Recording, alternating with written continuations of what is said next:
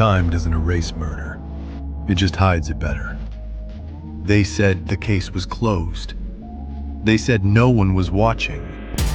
But someone always is. Enter the shadows, where every whisper is a clue, and the line between justice and obsession disappears. This is Santana True Crime.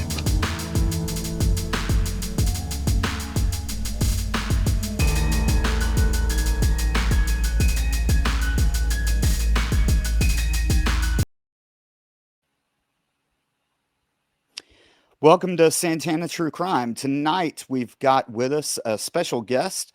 I've got Kelli Brink.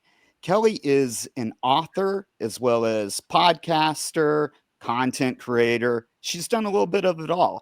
Kelli, welcome to the show. Thanks for having me. So, Kelli, you've done a few books, to say the least. One of them, or one series, is the True Crime Sleep Stories. We've got volume 1, 2, and 3. They're available on Amazon. Kelli, I know that we talked about you want to mention a few of the stories that are in these books. Can you tell me of how this kind of started, why you're doing this project, and how did you choose these cases? Yeah, sure. So, True Crime Sleep Stories is my podcast, and it made like a really great segue into a book. So they're just, short stories basically that people can kind of like unwind to before they're going to bed. They listen or read now with the books. And I've been in true crime podcasting for about 7 years-ish now. And I started as just a big true crime fan, all the shows, all the podcasts. And I had a background in radio when I was in my 20s. So I kind of knew what I was doing as far as like audio and editing and stuff. And I really wanted to start a podcast. So my first podcast was called True Crime IRL. I started that in my closet on a really cheap microphone several years ago.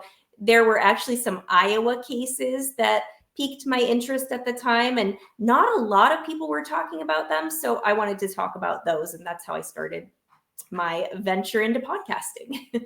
That's so cool.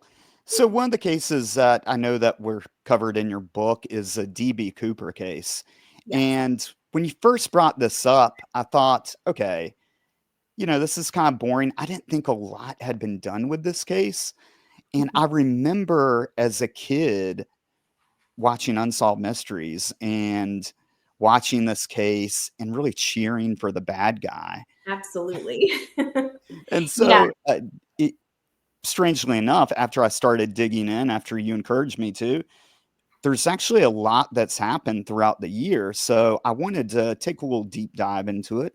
Yeah, not too deep, for but sure. Yeah. so can you tell me first off, when did you hear about this case and what was that experience like? Yeah, I think the first time I heard about DB Cooper was kind of just like you. It must have been like an episode of Unsolved Mysteries, some TV show where they did a kind of a cheesy reenactment of it. And for a lot of years, then nobody talked about DB Cooper. But I think there's been a resurgence of this case over the last like 5 years or so. People have revisited it and they are like, this is not a boring case at all. It's so interesting. There's so many things I love about this case. And why I included it in True Crime Sleep Stories first as a podcast episode was because there's no murder involved. And as a true crime podcaster, sometimes murder and kidnappings and all of these serial killers get really heavy and difficult to talk about. So I was really ready to talk about a case that had nothing to do with that. And I'm not a DB Cooper expert at all, but I'm just really interested in the case. And I love it that he's like this unsung kind of folk hero, as like, did he get away with it? Did he not? And there's so many things I love about it. I love that he was just like cool as a cucumber. We'll probably talk about that here in a little bit, but what an interesting character. Yeah, absolutely. And I think that's why a lot of people gravitate towards cases like that is no one got hurt. And there's this whole fantasy of let's be honest, making a lot of money very quickly and getting away with it. And I think that a lot of people can identify with that. Absolutely. Because he didn't hurt anybody, there was no violence in this case. I think everybody was like, it's kind of a victimless crime. And wouldn't we all like to run away with that bag of money and start over? I mean, maybe not all of us, but some of us surely can identify with that theme. So, for those that are not aware of the case, I want to go through that and also provide some details that I found. So, Yeah. this happened on November 24th, 1971. And a man that identified as Dan Cooper, he hijacked a Northeast Orient Flight 305. And when we look at that day in particular, we've got to look at it from the perspective of what did 1971 look like? And it's Yeah. completely different than it was today. For Yeah. example, we know that he never provided an actual ID. You could just walk up to the desk. He paid in cash, I believe $20 bills. And we also know that when he boarded the plane, he didn't go through any type of security. He had kind of a suitcase that had a fake bomb in it. We know that's fake from what the FBI later reported. And another kind of interesting fact about him is he gets on the plane and he starts smoking cigarettes. Yeah. And, Smoked that's several something that cigarettes. you don't really think of now, right? Life's so different now. That's another thing I think people love about this story. Like, what a different time. You can just walk up to a counter, no ID, fake name, cash. Hey, I'll take a plane ticket, please. Yeah, and smoking on a plane. Wow. Yeah.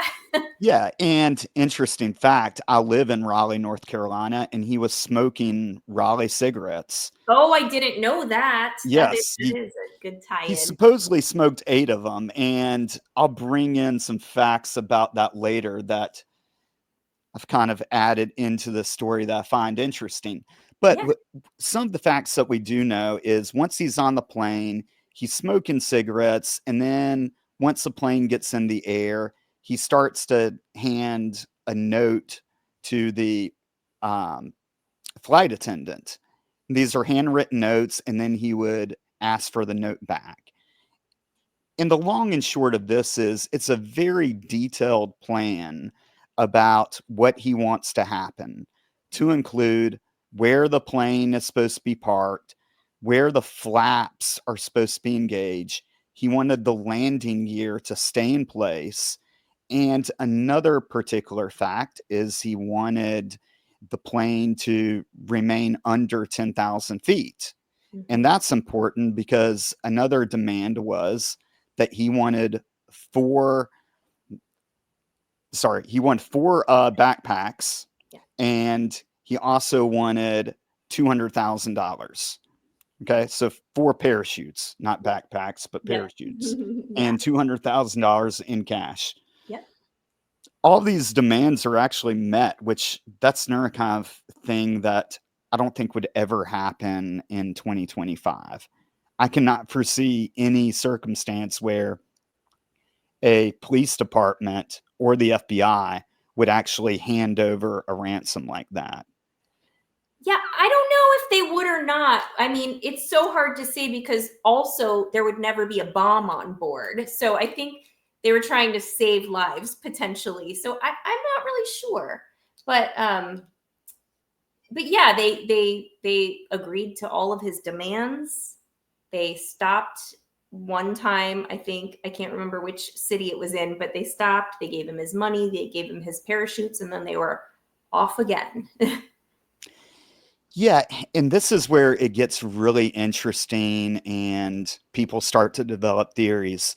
So at one point, we know that he there's a gate in the back of the plane, and he puts down the gate, and we know that essentially he takes some money and stuffs it into his shirt, and he's got a really cheap bag. And that's one of the things that I think looking back at this, that one of the few mistakes that he made was he should have ensured that the bag that the money in was actually, a very sturdy bag with a heavy zipper, because you're jumping out of a plane, right? Like, Right. if you jump out with a paper sack at 10,000 feet, I'm not a skydiving expert, but I'm sure that money's going everywhere, right? Yeah, I think so. He didn't make many mistakes, I don't think, but that could have been one of them. And are you talking about that in relation to the money that was found later in the stream? Yeah. So Okay. that's one of the. I think that's different, but we'll get to that in a Well, little. I'd love to hear your opinion on that. I don't think necessarily that money fell out of the bag as he departed. Well, first of all, let's backtrack. So all of those demands he made about the altitude and the flaps and all of this tells us that he is a pilot or has a lot of experience with aviation, skydiving, parachuting, things like that, maybe military experience, I think, first of all. But I don't personally believe that the money might have fallen out of the bag, because when it was found all those years later, or all that time later, by that little boy in the river or wherever it was found, it was kind of like, it looked like it may have even been placed there intentionally. I think it could have been a ruse to throw people off, like, oh, maybe he didn't make it, his money is here, or maybe like he put it in that location later when actually he was far away from that location. I'm not sure, but I don't know if it was necessarily intentional or not. I think it's a mystery, maybe. And that's where the mystery really starts, is there's this big debate about, did he survive jumping out of the plane? This is in the north west, and there's a lot of woods around. He's The weather jumping at wasn't night. great, so the weather was iffy. Yeah. I mean, you've got all those factors, and he's wearing a business suit. Yeah, he was wearing a suit. He was wearing dress shoes. He wasn't bundled up. He also, the kind of parachute that he took was a specialized kind of parachute that would have required a lot of expertise in that particular kind of parachute. So it wasn't just like your run-of-the-mill beginner parachute. It had some things about it that would have made it difficult to maneuver. And he was leaving, I believe it was a dark and stormy night. I think it was kind of treacherous conditions, possibly, and he was going into a wilderness area. That's where he would have been landing. So there were so many things working against him. Yeah, and when we're going back to the money, there was $30,000 that was found. Mm-hmm. And I put a picture up for those that are watching this on YouTube, but the money has definitely been there for a while.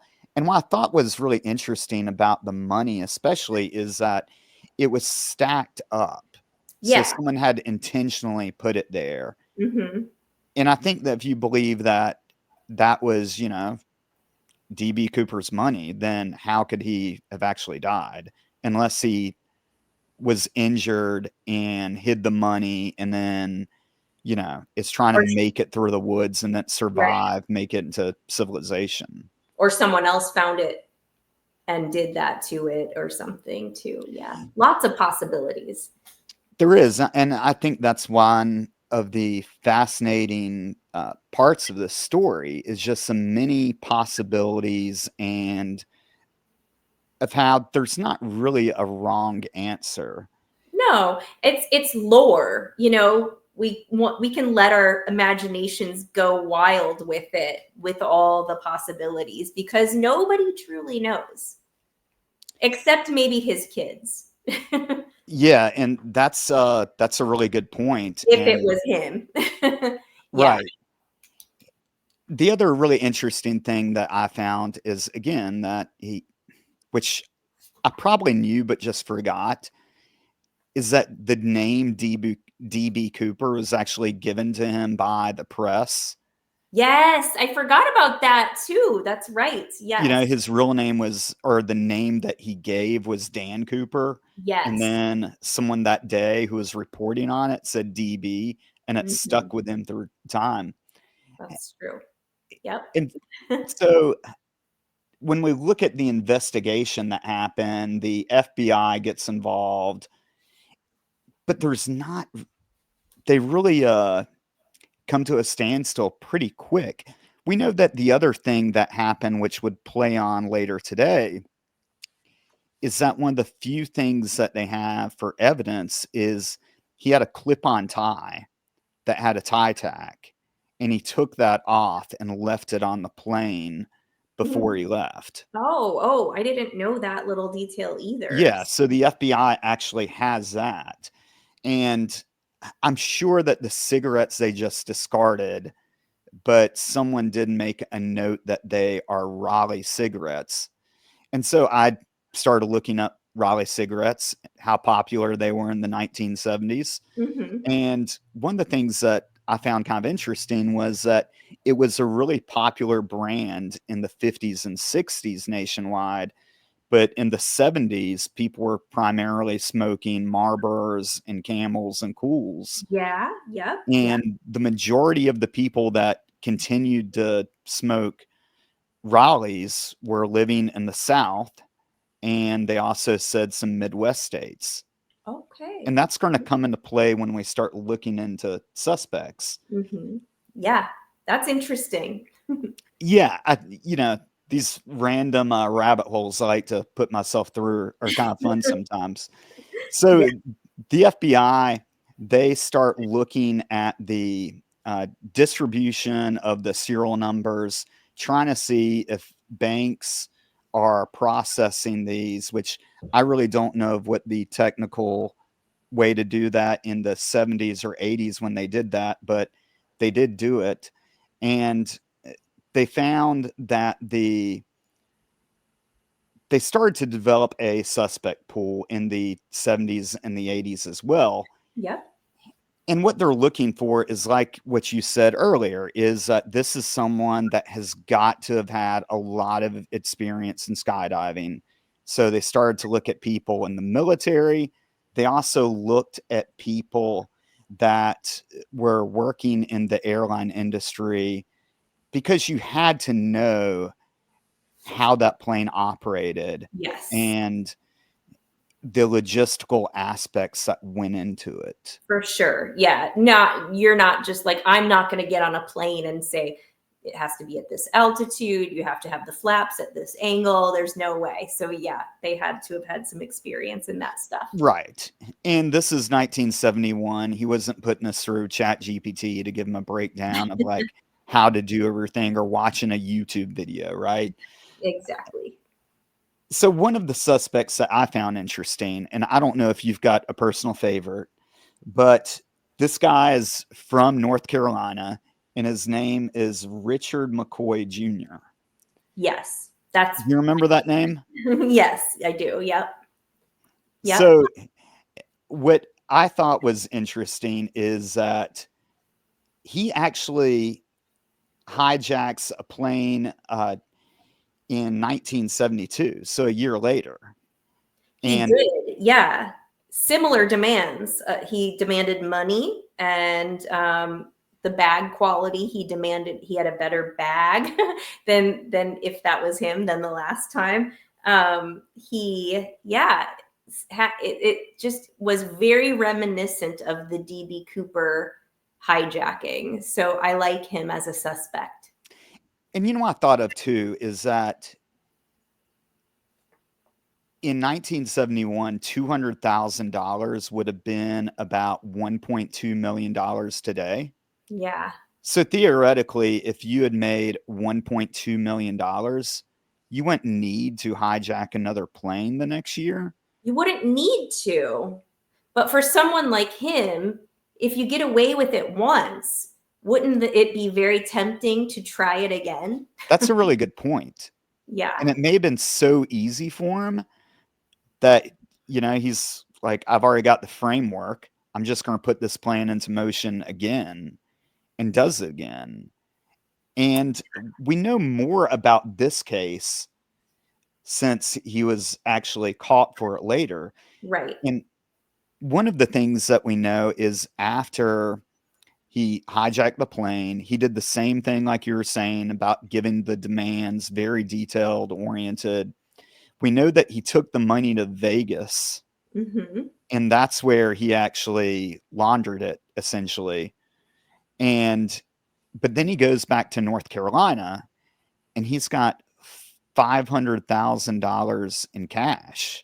What do you And we do? know that his wife knows about this because the police were able to figure this out. And when they go to her house, they go to talk with him, and he's not there. And the story that I heard was that they essentially bust in because they think that she's going to go destroy evidence. Right. And they eventually lock down the house, and the FBI gets a search warrant. And when they locate the money, she's got 500,000. Actually, it was $40 less than $500,000. Oh, wow. So he had been really disciplined in not just going out, buying a new house, buying a new car. From what was reported, he had just taken his wife out to dinner, and then he had spent some money on travel expenses getting back to North Carolina. Why do you think that is? Were the serial numbers traceable, do you think, at that time? Or he was worried about that, or tipping people off possibly? Or what do you think? To his credit, he seems like a really smart guy that was thinking of those details. Yeah.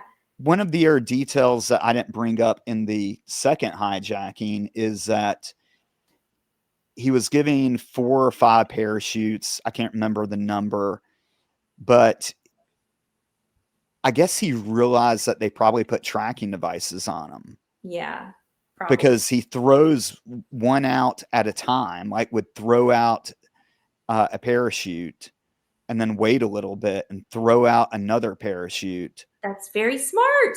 Yeah. I mean, people say criminals are dumb, but he actually wasn't one of them. Most are.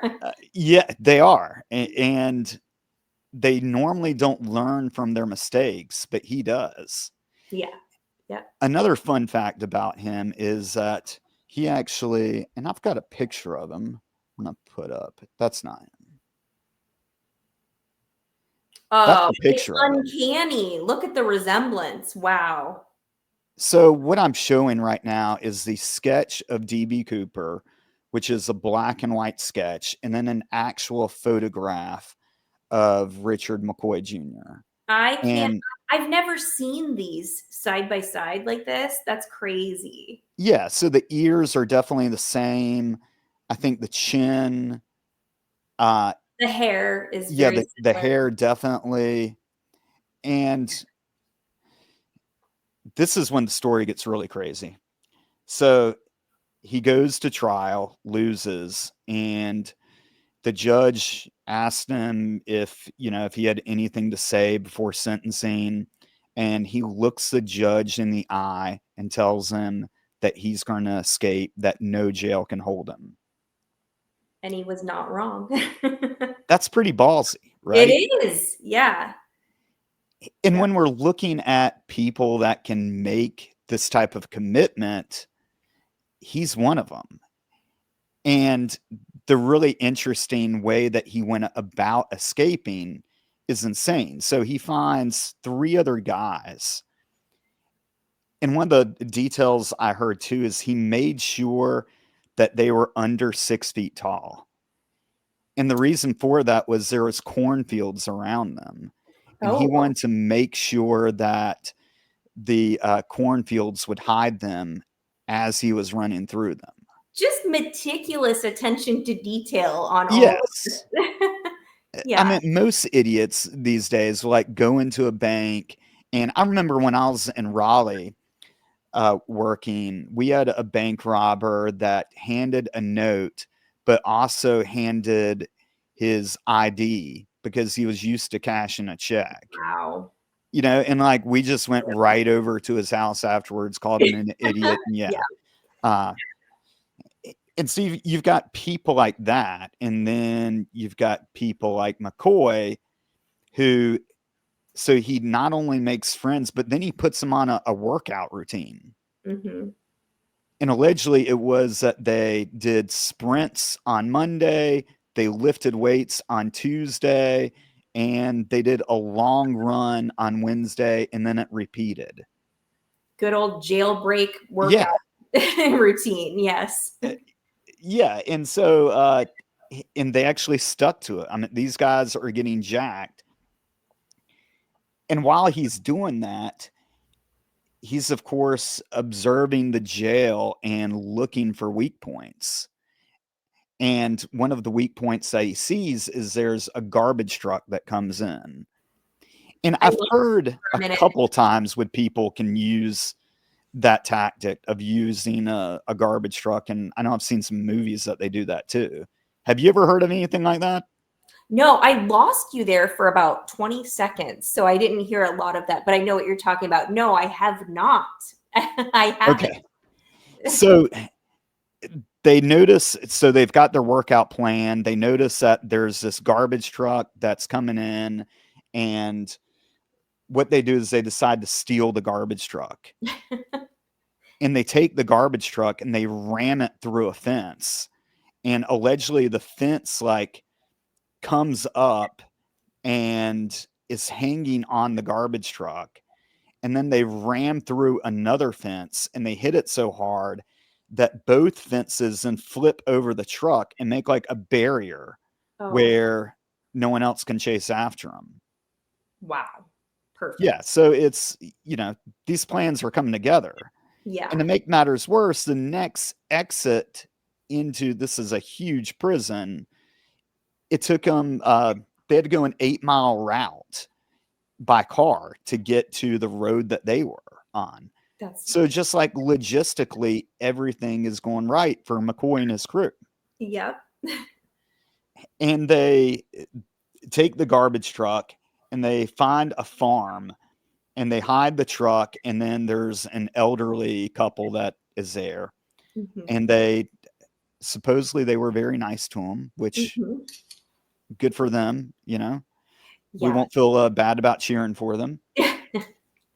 And they take the person's vehicle and they flee in the I think it was like an older Pontiac or something. Yeah. Yep. And so the FBI, when they get alerted about this, they think that they were following the path of one of the older suspects that lived in Tennessee. They didn't realize that McCoy was the ringleader of it all. Yeah. So everyone's going to Tennessee, and meanwhile, McCoy is heading to Eastern North Carolina. Yep. Yep. Yeah. And so, again, like everything is kind of going right for them. And McCoy has friends and family in North Carolina, but of course, they don't have any money. So they decide to rob a bank. And that's the downfall. Yes. Yeah. And so you would think that maybe they just hijack an airplane. He did so well at the other times. Why not stick with what you know, really, right? Right. So they rob the bank. And we know that they put the people in the vault. I'm not really sure of how much money they get, but when they're fleeing, the highway patrol is nearby, the North Carolina Highway Patrol. But this is a very rural area. So Eastern North Carolina is a lot of hog and chicken farms and a lot of tobacco fields. And so the departments there are very small, but you've always got the, one highway patrol officer that is working the entire county plus. So he's working a really big area. Yeah. And I saw an interview with him. And one of the things that he said about it is that he had seen the car the previous night. And this is such a small town in Eastern North Carolina that he knew almost every car. So he knew something was going on. And so when they announced the description of the bank robbery, he kind of put 2 and 2 together. Yeah. And so long story short, he gets into a vehicle chase with him, and they crash in this big farm area. And the highway patrolman actually gave a description. He's like driving through this cornfield, and corn is smacking his windows. And there was like a path in the cornfield, and all of a sudden 2 of the suspects pop up, and he almost runs them over. Oh, wow. And so he I've never grabs driven through them. cornfields, but we have a lot of them where I live too. Yeah, so you're probably, you can only imagine that there's a lot of places to hide in this, Oh, right? definitely. Yes. Yep. Especially if you know where you're going. And this is like his backyard, essentially. Mm-hmm. So he escapes that area, and the legend is that he had a family friend that was like an older lady. Him and his buddy jumped into her trunk.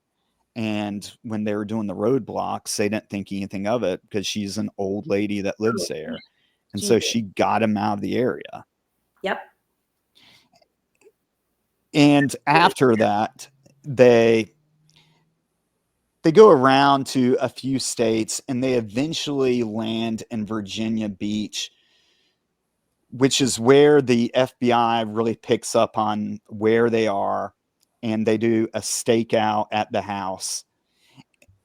And so the FBI decides to actually let them leave the house. And they went to a grocery store at like 6 a.m. I didn't know that was a thing for like criminals. Well, what were they wearing by that time? I wonder. Hopefully not, orange jumpsuits. They had probably changed by then, I'm assuming. Yeah, I mean, they had been through a few states by then. Yep. But still, I thought that was kind of funny. Maybe they thought that the crowds weren't big, in the morning time. Yes, probably. So this is where there is some controversies. When they come back, one of the FBI officers or agents had entered into the home, and I don't know why he thought tactically that was a good idea, but he does. And he allegedly also brought his personal shotgun with him. Again, this is not 2025 standards here. Correct. Yeah. Be different today. And when McCoy enters, he's holding a bag of groceries, and he's got his pistol in his pants.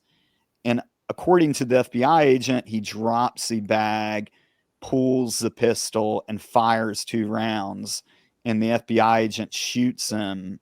It's like it was described as like his upper shoulder, which a lot of people would survive, but they weren't able to get EMS to him quickly enough. So he dies. Oh, unfortunate. Yeah, that's where the story took a violent turn. Yeah. Yeah, that's one of the few violent turns in this story, which is really amazing. It is. If you think about 2 hijackings, a prison break, that you're nice to the elderly ladies. It's like it would make a great movie, and I should know this. Has it been a movie like in modern times? Someone needs to do that. I have not seen that, but you do enough content. I'm sure you've got connections where you can make this happen. It would be great. Maybe you can get me like an extra, or Oh, definitely. I will put you on the list.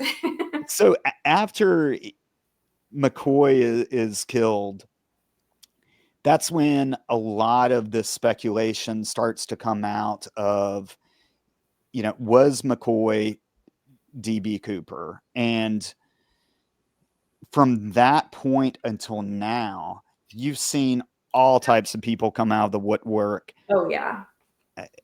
I'm sure you've heard stories of people, trying to claim that they were DB Cooper. Oh, there have been so many false confessions over the years. I don't know exactly how many, but I know there have been a ton of false confessions over the years. And do you have any favorites?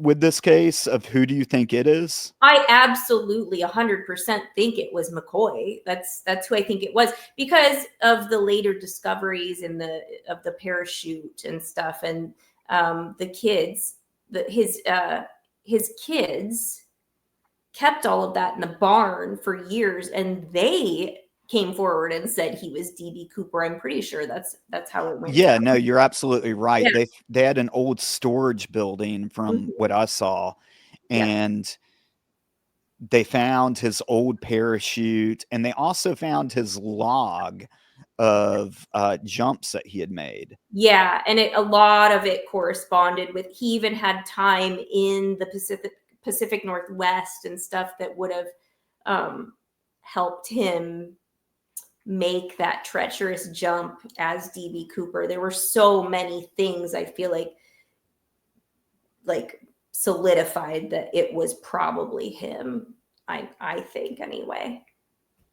Yeah, and I agree. And being from North Carolina, that's the one that I'm going to pull for. I do know that the FBI has the clip-on tie from the plane that day, and they've tried to extract DNA from it, which I actually watched a video on how they do this. It's like a fancy vacuum that they use, Yeah. and they just try to suck out all the particles that they can. Okay.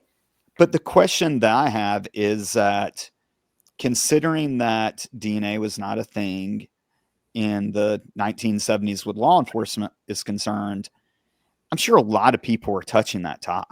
It would have been so contaminated. I mean, there would have been from the flight attendant to put the police on the scene to the FBI. I mean, it would have been, there probably would have been hundreds of people's DNA on that thing over the years. So I think that'd be really hard to narrow anything down off of that. Yeah, I completely agree. And unfortunately, we can't have a deathbed confession. The FBI officially closed the case in 2016. So at Yeah. this point, I think that they would just like to be able to name someone responsible.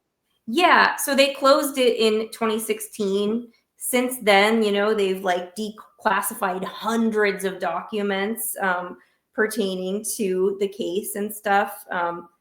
And they've been working on like ongoing DNA ties with the McCoy family and things like that. But like you said, I don't think anything will ever come of that from that tie clip or anything. So I don't know. I think it's just going to be something that we never quite know for sure the answer to. I completely agree. And I think that this is one of those that will hopefully stay in time. And now, we've got that as something you can go to bed to at night. Absolutely. I mean, it is one of the best, really like non-violent as until the very end with the McCoy stuff, but the DB Cooper story overall, it's just fascinating. And if you don't like murder, and well, who does like murder? But if you don't want to listen to those kinds of stories, it's a good one to read before bed.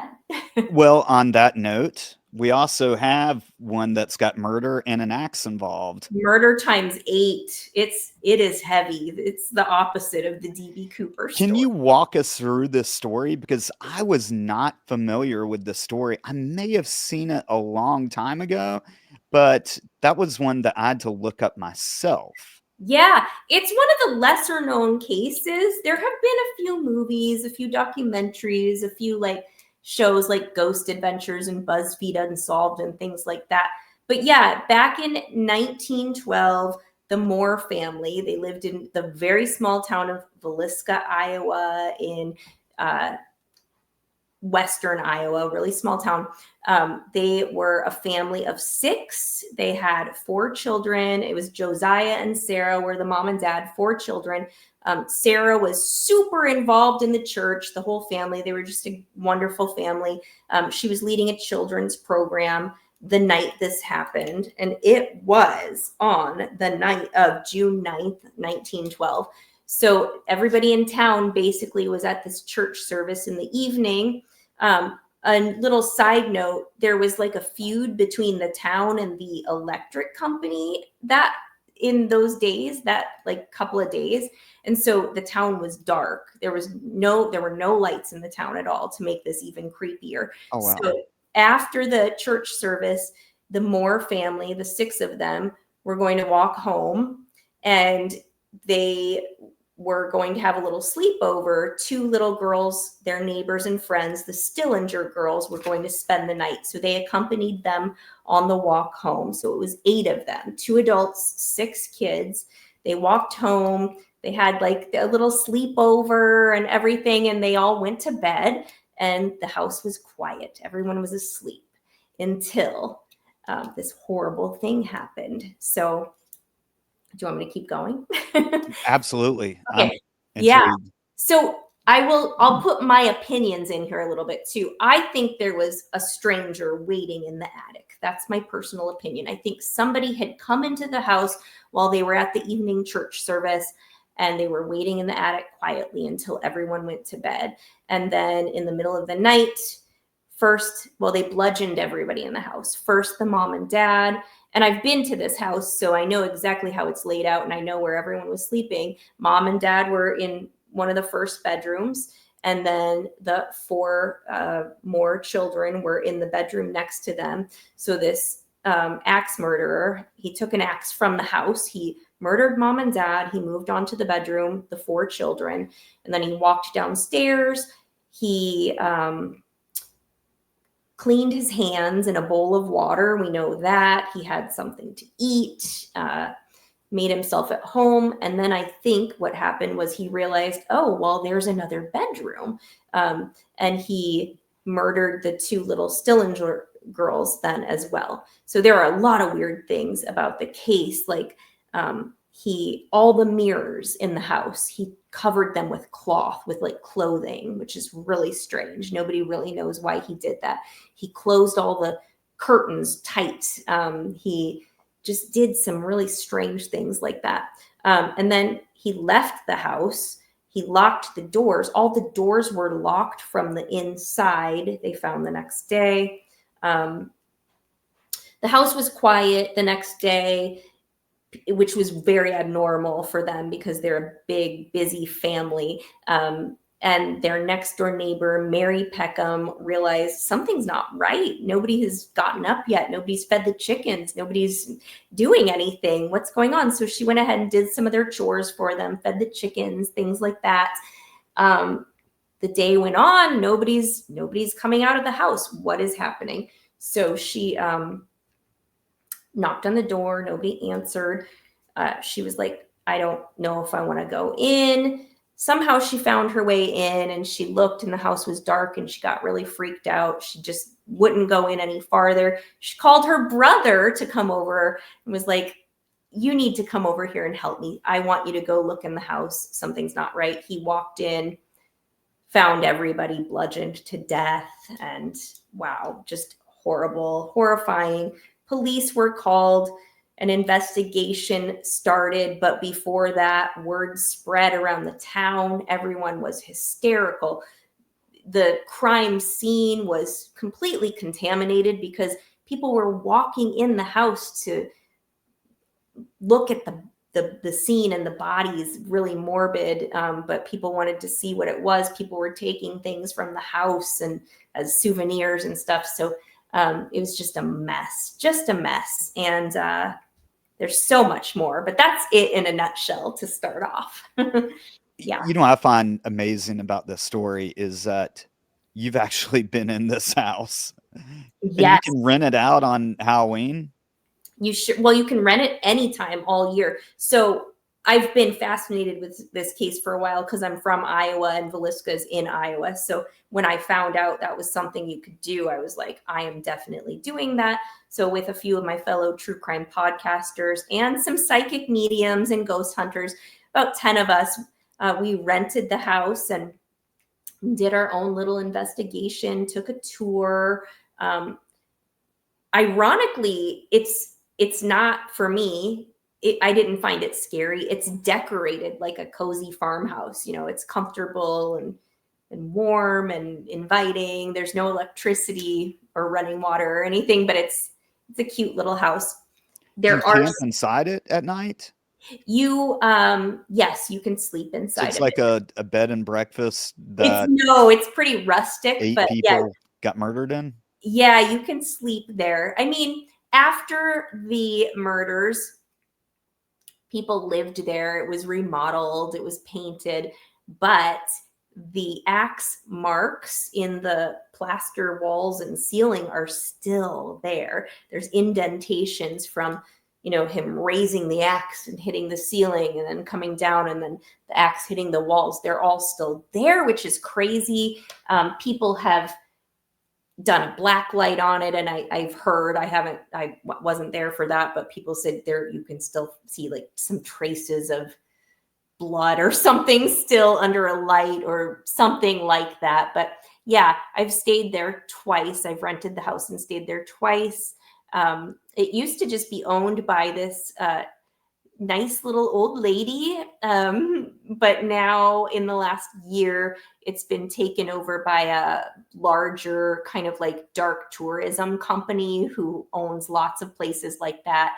And of course, it costs a lot more now than it used to cost to stay there. But yeah, such an awful crime, you know, such a brutal murder, children involved. You just always wonder if there's some sort of paranormal residue left behind from all of that trauma. And I don't know, a lot of people have said it's the most haunted house I've ever been in. Me personally, I never felt that. I never felt scared or anything like that. But tragic story for sure, heartbreaking, but I don't know about the haunted aspect of it. Yeah, I mean, it's an incredible story. Was there any, or what was the main theories of who did this? Do they have Yeah, any suspects? there were quite a few suspects. One of the main suspects was Reverend George Kelly. He was the local, actually not even local, but he was in the area weirdo. So he was involved in the church. He was like a window peeper. He was kind of a pervert. He was known for putting like ads in the paper for secretaries, but then he wanted them to like work naked and he was just like, he got in trouble for lots of like perverted things. And so he was a strong suspect. There were several actually. Frank Jones, which was one of Josiah Moore's business partners, who was jaded because Josiah Moore went and started a bit like a competing business. So people thought, well, he probably did it. There was a serial axe killer named Henry Lee Moore, no relation to the Moores. They thought he might have done it. But my favorite suspect is one they didn't suspect until quite a few years later, which was a man named Paul Mueller. And a man named Bill and his daughter Rachel James wrote a book called The Man from the Train, all about Paul Mueller. And it talks about the Villisca Axe murder case and some similar axe murders that happened in that time in the early 1900s. And this is interesting because they talk about all these axe murders that happen, and you're like thinking, oh, there were a lot of axe murders that happened at the time. There I actually didn't know that was the thing. yeah, they followed this trail of the railroad, kind of like going west towards the east, and then I think it eventually went south. But there was a trail of axe murders, and you're like maybe wondering why an axe? That's so brutal, so terrible. But an axe was readily available. It was readily available at the time because everybody heated their homes with wood. Everybody was chopping wood. There was always an axe outside of your front door, easily accessible. So they theorized that he would kind of just like grab the axe in the home, go inside. Actually, they thought he would hop the train. And these homes, also these victims, were usually located a few blocks from a railroad track. So Yeah, so it's called The Man from the Train. If you're interested in this case, you can read much more in depth about it with that book, but really, really interesting. And it happened right in Iowa, and not a lot of people talk about Iowa cases, so I always want to. No, that's extremely interesting. Yeah. Speaking of cases, Yeah. so you've got a couple new books. I love how you do these series. Oh yeah, yes, yeah. We've got Missing Person Archives Volume 1, Yep. and we've got Volume 2, and then you've also got a podcast that you've started, Missing Person Archives. Yep. Yeah. So my main project over the last couple of years has been true crime sleep stories, because I know that people, whether they want to admit it or not, they like to fall asleep to true crime. It's just a thing that happens. A lot of people do it. So I made a podcast just for those people. I tell true crime stories in a relaxing tone so they can fall asleep. And then it was a natural progression to do some books. So I did the 3 books, True Crime Sleep Stories, Volume 1, 2, and 3. And then I moved into territory that I've not really done a whole lot with before. Most of the cases I've covered are like serial killer cases, solved cases usually. Right. I have not delved into the world of missing persons, unsolved cases a whole lot, but my new project, it's a YouTube channel called Missing Persons Archives. That's all we cover on that channel is missing persons cases, from kids to elderly people, people who have gone missing on vacation or hiking in the woods or on a family trip, or even a busy street where they were there 1 minute and you turn around and they're gone the next. All these wild, perplexing missing persons cases. That's what we do on Missing Persons Archives. We released our first book last week, actually, and it's doing pretty well so far. Volume 1 on that. We're going to have, I think, a 4-book series for that, Missing Persons Archives.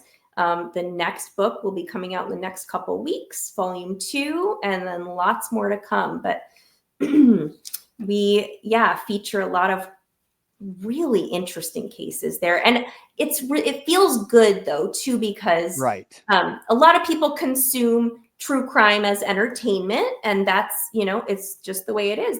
It's fine. People love their Dateline NBC and Forensic Files and things like that. And true crime is really interesting. But on Missing Persons Archives, I find that it's kind of like something I can do to blend that entertainment with kind of giving back and doing something good, because I'm shining a light on these unsolved cases, all these people who disappeared tragically. And maybe someone will watch the show and their memory will be jarred at some point, and they'll be like, hey, I think I know something about that. Or they'll have some sort of, tip for law enforcement or something. That's my hope anyway. So that's what we're doing with that. So yeah. That's very good of you. And you're absolutely right. And I think that from a law enforcement perspective too, is when you look at a missing person case, I really think about it as, this person may have been a murder victim that's just not getting the attention that they should be deserving. But, it's a missing person case. So not that it's not as big of a deal, but it's not in that hierarchy of needs as far as when you're trying to devote time to something. Yeah, it's like most of the time, well, first of all, law enforcement is so busy. They have a caseload of hundreds of cases at any given time. So they've got so much to do. And if it's a case where like there's just no evidence, there's nothing to go on, that's very difficult to track down a suspect or make an arrest. And so, I mean, I understand why so many of these cases go unsolved, because police and investigators, detectives, they just have so much on their plate. So I guess when a podcaster has a platform to highlight it, I think that's a good thing to do. So yeah, that's what we're doing. it's just, these cases are crazy. It's like I said, I have never done a whole lot with unsolved cases and missing persons cases, but since I've been working on the channel, I have changed the way kind of like I move through the world. I'm like hyper vigilant about my surroundings all the time. I have a backup plan. I'm like, I tell people where I'm going to be. I give them an emergency contact number. I know I've changed the way I do things because I don't want to be a missing person at some point.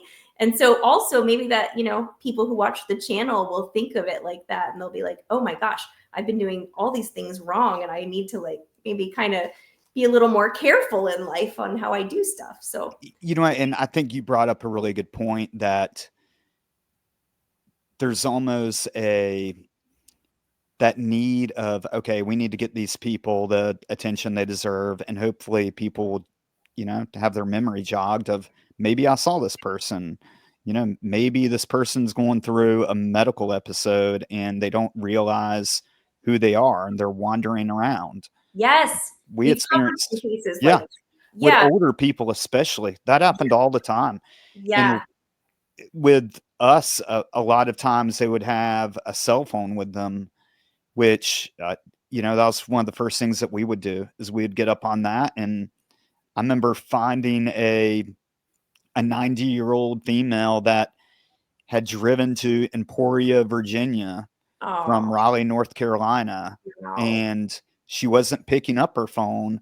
Luckily, it was on. It eventually died, but we were able to get the state troopers there an area that they could search, and they eventually found her, and she was safe. Thank God. They don't all end that way, but that's Right. such a good ending. So yeah. Is there And any case that you in particular can point out about missing persons yeah, that yeah, the ones that really tug at my heartstrings are always the ones that involve children. I'm a mom of 3, and I cannot imagine the torture that these parents go through when they are just, with their kids 1 minute and then the next minute they're gone. There are several. We've covered a lot of missing children on the channel.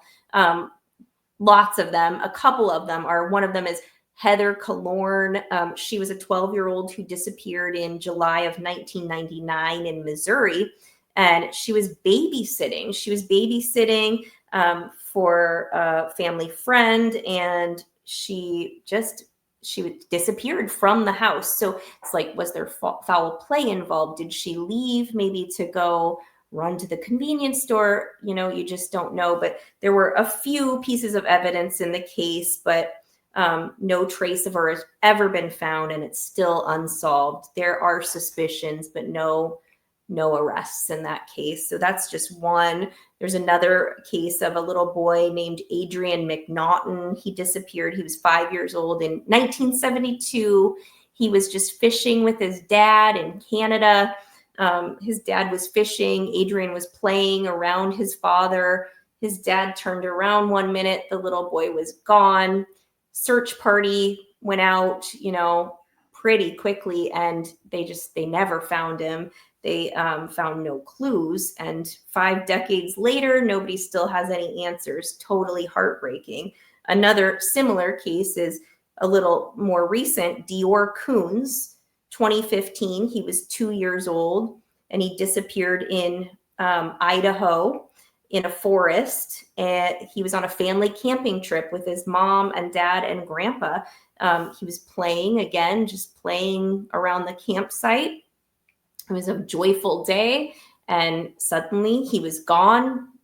They looked around, nobody could find him. They did an extensive search, and since this was a more recent case, it was pretty heavily in the news. But yeah, no trace of him.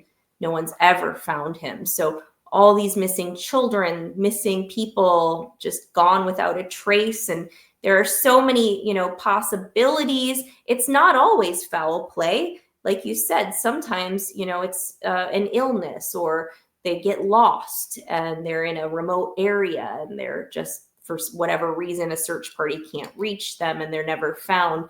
A lot of these because there's no evidence and they're just so baffling, we go back to that paranormal aspect. A lot of people so badly like want an explanation, even if it's kind of like a little far-fetched, like paranormal. Did they enter a portal?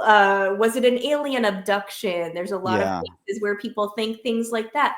The thing is, we just don't know, and it's just hard to wrap your brain around these missing persons cases who are just vanished without a trace. Well, I'm sure that's every parent's worst nightmare. That's mine, of course, as well, being a parent. Kelli, I appreciate you coming on the show. I can't thank you enough. Yeah, thank you for having me so much. So, ways to support you. I know that we can get your books, True Crime Sleep Stories, Volume 1 through 3. Yep, those are available on Amazon. Is there a Kindle version as well? Yeah, yep, Kindle and an audio version on there as well. So okay. Yep. And then you've also got the podcast, True Crime Sleep Stories. True Crime Sleep Stories, and a YouTube channel that goes along with that. And on my Instagram, it's Kelli Brink, KelliBrink. All my links are on my Instagram if you want to go there. Otherwise, you can just Google the name of the podcast. And then, of course, the other project is Missing Persons Archives on YouTube. It's also a podcast, but our main place is YouTube. And then we've got the books on Amazon as well. Yeah. Well, sounds good.